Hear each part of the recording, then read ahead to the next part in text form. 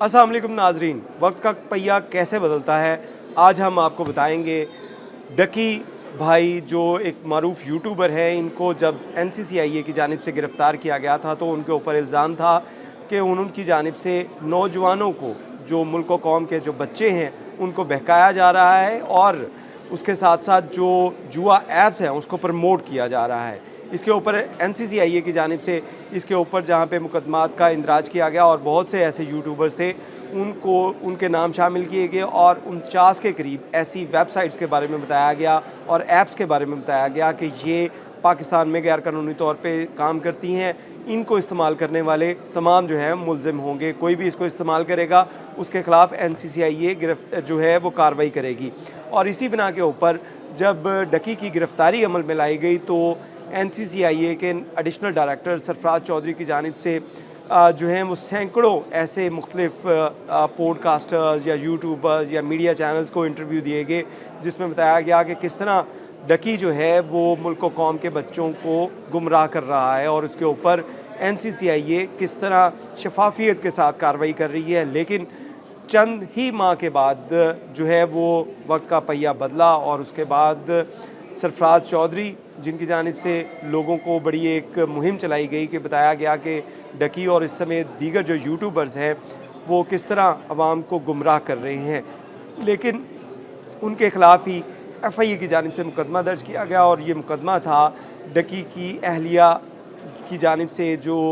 रिश्वत दी गई थी उनको, उस बिना के ऊपर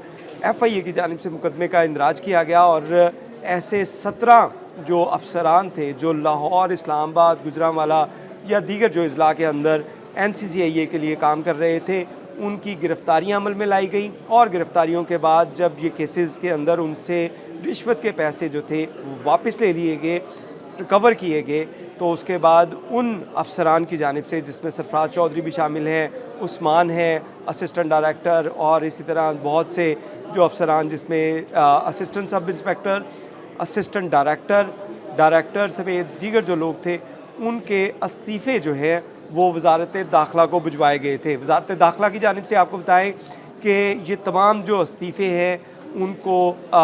जो है वो मंजूर कर लिया गया है और एक बाकायदा नोटिफिकेशन जो है वो NCCIA को कर दिया गया है कि ये तमाम अफसरान इनके जिस रोज़ से इस्तीफ़े आए हैं उसके बाद से इनकी जो सर्विसेज हैं वो NCCIA से वापस ले ली जाए। यानी कि अब ये तमाम जो अफराद हैं, जो मुल्ज़िमान हैं, इनके ख़िलाफ़ जो मुकदमे का इंदराज किया गया था, करप्शन का पैसा वसूल किया गया था, उनको जो है वो अब इदारों से भी निकाल दिया गया है क्योंकि इनकी जानिब से इस्तीफ़े भिजवाए गए थे। दूसरी जानिब आपको ये भी बताते चलें कि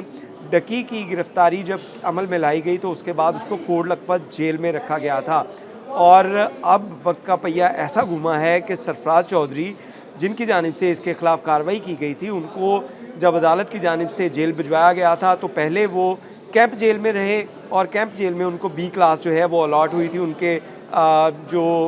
उनके रैंक के मुताबिक, क्योंकि 19 ग्रेड के वो ऑफिसर थे तो उनको B क्लास जो है अलॉट की गई थी। लेकिन चंद रोज़ बाद ही उनको कोट लखपत जेल के अंदर मुंतकिल किया गया और उन समेत बाकी जो मुल्ज़िमान हैं उनको कोट लखपत जेल में मुंतकिल किया गया है और उसी जो है वो बैरक में इस वक्त सरफराज चौधरी मौजूद हैं, जहाँ पे कभी डकी भाई जो है वो मौजूद रहे हैं और 100 दिन उनकी गिरफ़्तारी के लिए गिरफ़्तारी के बाद जो जेल में गुजारे थे और अब जो है सरफराज चौधरी भी उसी बैरक में मौजूद हैं जहाँ पे डकी जो है जिसको रखा गया था। इस हवाले से आपको ये भी बताते चलें कि वज़ारत दाखिला की जानिब से ऐसे तमाम जो करप्ट अनासिर थे जिनके ख़िलाफ़ मुकदमात का इंदराज हुआ और उसके साथ साथ जो इत्तलात आ रही थी उनके ख़िलाफ़ कार्रवाई जो है वो तेज़ की जा रही हैं और 250 के करीब ऐसे जो अहलकार और अफसरान शामिल हैं जो NCCIA के अंदर जो काम कर रहे थे, उनके या तो कॉन्ट्रैक्ट जो हैं